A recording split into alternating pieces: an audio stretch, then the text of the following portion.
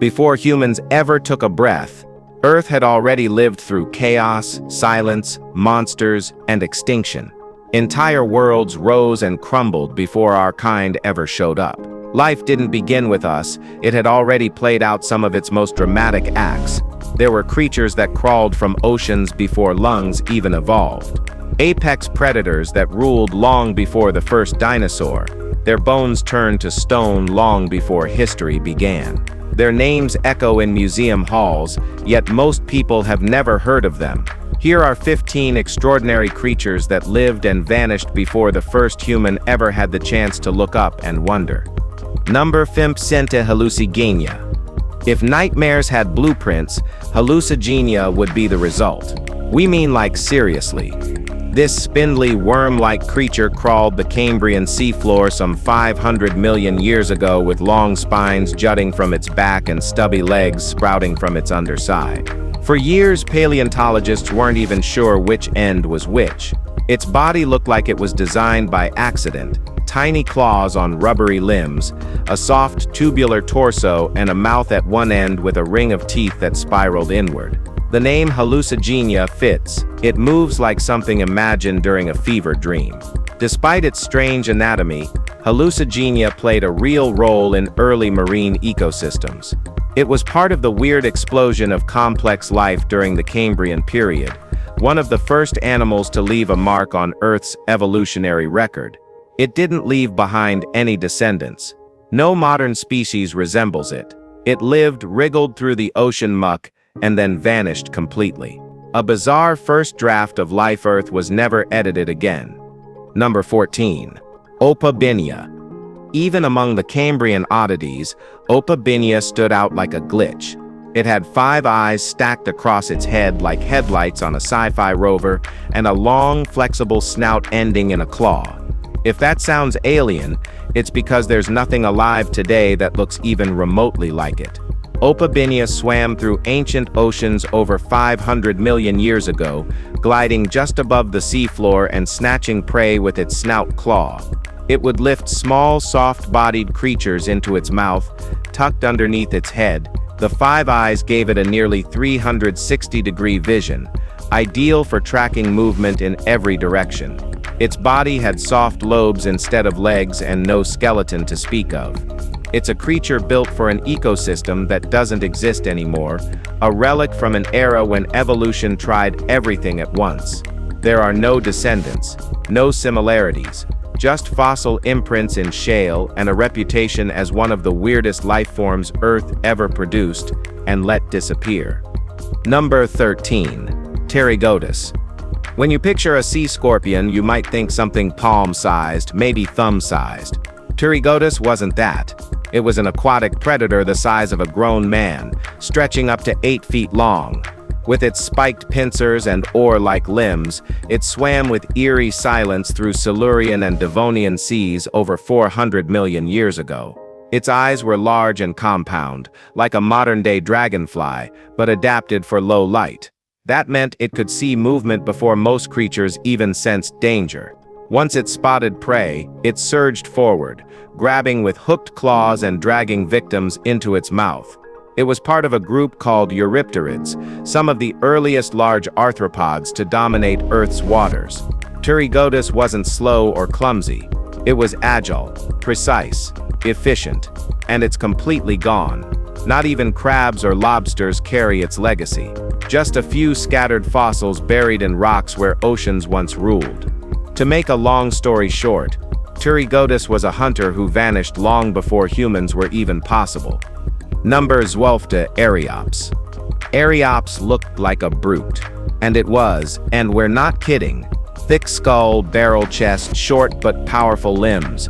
It moved like a bouncer that crawled out of the swamp. Living over 295 million years ago, Archaeops wasn't just another amphibian. It was one of the earliest to dominate both water and land. It grew up to 8 feet long and had a wide, flat skull filled with curved, inward-pointing teeth.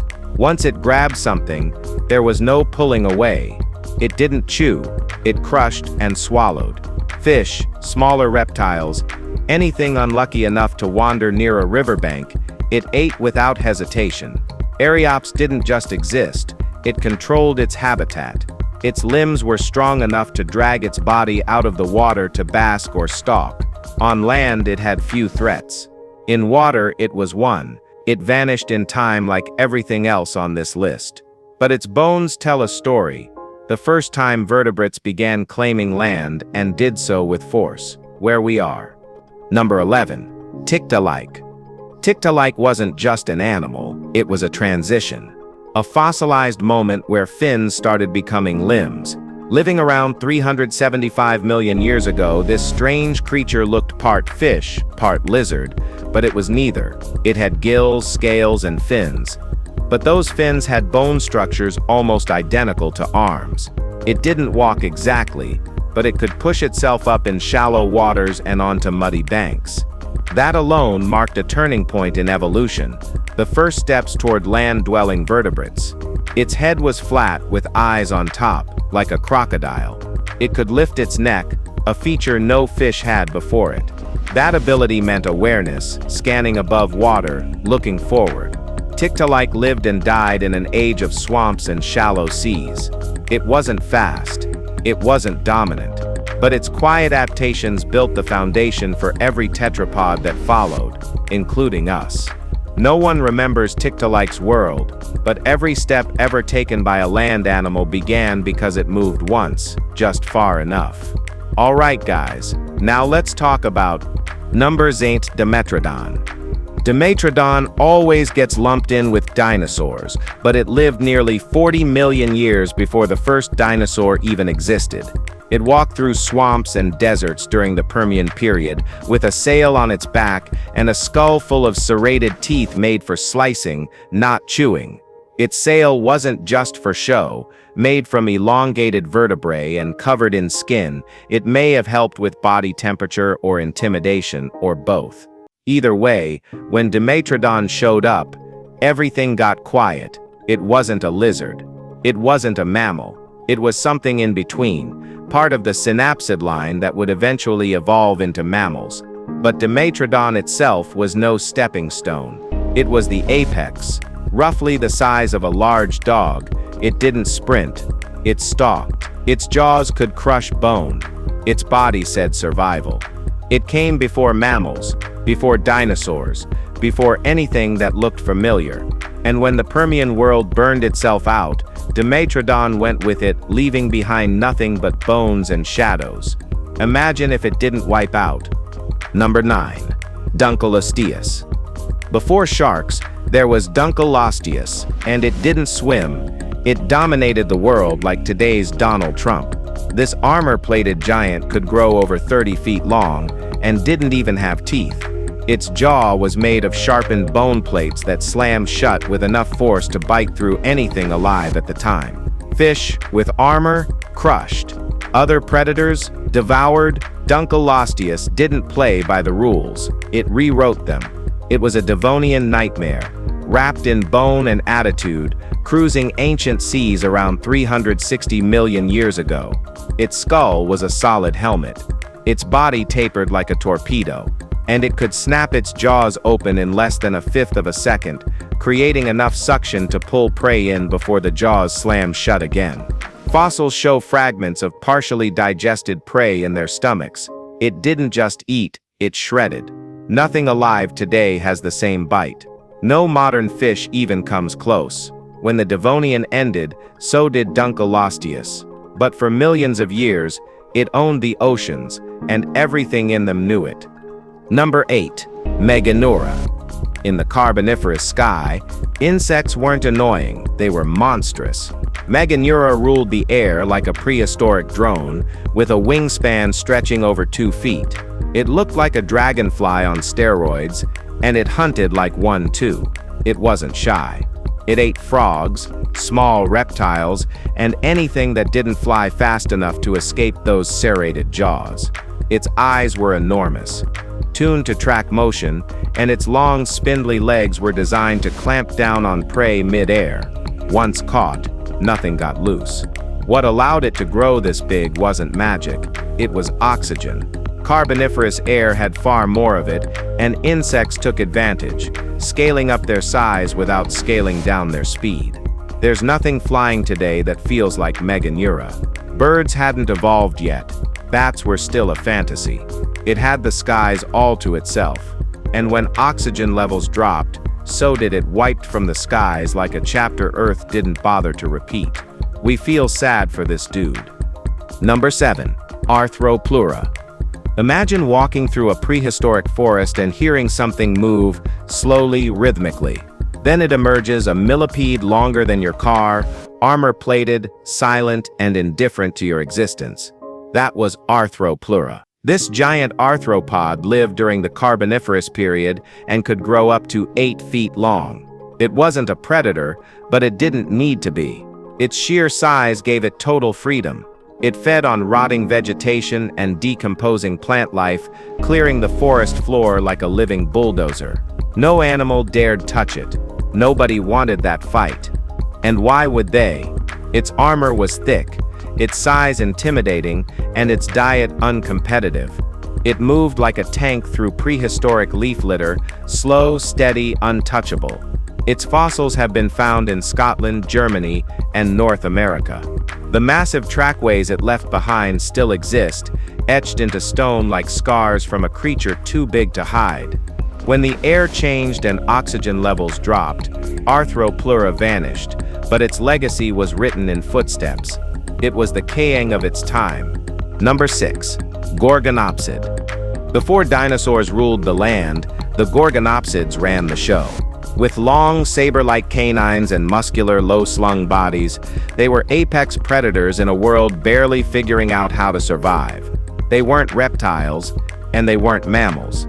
They were somewhere in between, early synapsids walking a line that would one day lead to us. But Gorgonopsids weren't gentle ancestors. They were brutal, fast, and wired for blood. Most species were the size of wolves. Some, like Inostrantzvia, grew far larger. Their jaws opened wide, their teeth curved backward, and once they bit down, there was no pulling away. They hunted herbivores like Scutosaurus, armored, slow, and no match for a Gorgonopsid's speed. Their skeletons show powerful leg muscles, a spine made for pouncing, and skulls built for impact. When the Permian mass extinction hit, Gorgonopsids disappeared. But for millions of years, they were the final boss of the pre-mammal world. They didn't leave behind direct descendants, just bones that still look like they mean business. Number 5. Istemenosuchus. Istemenosuchus looked like someone built a cow out of a reptile. This bulky Permian synapsid had a squat body, herbivore teeth, and most memorably horns on its face that served absolutely no practical purpose. It wasn't a predator. It wasn't flashy. It was just huge, strange, and always in the way. Its head was oversized, topped with bone structures that looked like a crown made from knuckles. Scientists still debate whether these bony protrusions were for mating displays or just there. Despite its intimidating face, Istemenosuchus likely lived a peaceful plant-munching life, moving through ancient forests like a living bulldozer. It came from a time when mammals didn't exist, and reptiles were still experimenting. Istemenosuchus didn't have sharp teeth or speed, but it didn't need them. Its sheer size and headgear made it hard to ignore. It left no modern descendants. No species ever tried to repeat this shape. It lived, it loafed, and it faded, horns and all. Alright folks, now let's talk about something weird. Number 8. Cotylorhynchus. If prehistoric creatures had personalities, Cotylorhynchus would be the slow, oversized couch potato of the Permian era. Weighing over a ton with a barrel-shaped body and a head comically small for its size, it lumbered across ancient floodplains like a walking beanbag with legs. It wasn't a predator, it wasn't fast, but it was one of the earliest large land herbivores, a pioneer in the fine art of doing nothing and eating everything. Its broad ribs suggest massive lungs or fermentation chambers, letting it break down tough vegetation that most animals couldn't touch. Despite its sloth-like presence, Cotyloorhynchus played a massive role in reshaping ecosystems. Big plant eaters cleared paths, shaped forests, and made room for whatever came next. It wasn't flashy, but it made space for flashier things to evolve. Its design didn't carry on, but the idea did: get big, eat slow, and outlast your predators. For a while, it worked perfectly. Number 3. Scutosaurus. Well, Scutosaurus wasn't pretty or cute, but it didn't have to be. This heavy-set tank-like herbivore waddled through the dry Permian earth with thick legs, a wide body, and a hide covered in bony armor. It wasn't agile, it was armored to not care. With its low-slung head and jaws designed to grind tough desert plants, Scutosaurus wasn't built for a chase. It was built for endurance through heat, predators, and extinction events that would wipe out more delicate species. Its legs were positioned under its body, a rarity for its time, giving it a slow but stable gait. Predators like Gorgonopsids tried, but that armor wasn't just for show. Plates on its back and sides absorbed bites, while its sheer bulk deterred second attempts. It didn't live forever. Nothing does. But for a time, Scutosaurus was the immovable object in a world full of things trying to move fast and die young. It came armored, hungry, and ready to wait things out. Number 6. Ichthyostega. Before legs meant running, they meant crawling. Ichthyostega was one of the first vertebrates to haul itself from water onto land, and it looked every bit as awkward as that sounds. With a fish-like tail, stubby limbs, and a head shaped like a flattened crocodile, it moved through swamps like something caught between worlds. It didn't walk gracefully. It dragged. Its hind legs were strong but clumsy, and its spine flexed like a fish's. It likely used its front limbs to push itself over roots and rocks in search of food or safety. Breathing, it had lungs, but probably kept a backup system in its gills. What makes Ichthyostega important isn't its strength or speed. It's that it moved. It dared to leave the water. That decision, clumsy, uncoordinated, and slow, was the start of every footprint that followed. Sadly, no one remembers it now, but every step you've ever taken was built on its struggle to crawl forward. It was a legend of legends. Number 1. Prehistoryx. Prehistoryx didn't try to blend in. With a bony sail growing out of its back and a squat, frog-like body, it moved like a cross between a toad and a sailboat. Around 300 million years ago, this strange amphibian made the swamps of what's now North America its home long before any reptile claimed the land. The sail wasn't decorative, it was made of extended vertebrae and may have helped regulate body temperature or signal territory. Combined with its broad, armored head and stubby legs, Prehistoryx wasn't sleek, but it wasn't prey either. It probably lurked in shallow water, ambushing fish and insects that swam too close. Its skeleton shows a mix of features found in both ancient amphibians and early reptiles, making it a strange stepping stone in evolutionary history. Not quite a fish, not quite a lizard, just something old, slow, and built to survive in a world without rules. Prehistoryx didn't roar. It just sat, breathed, and watched things evolve around it until it didn't. If you've enjoyed this video, be sure to like, share, and subscribe for more awesome content like this.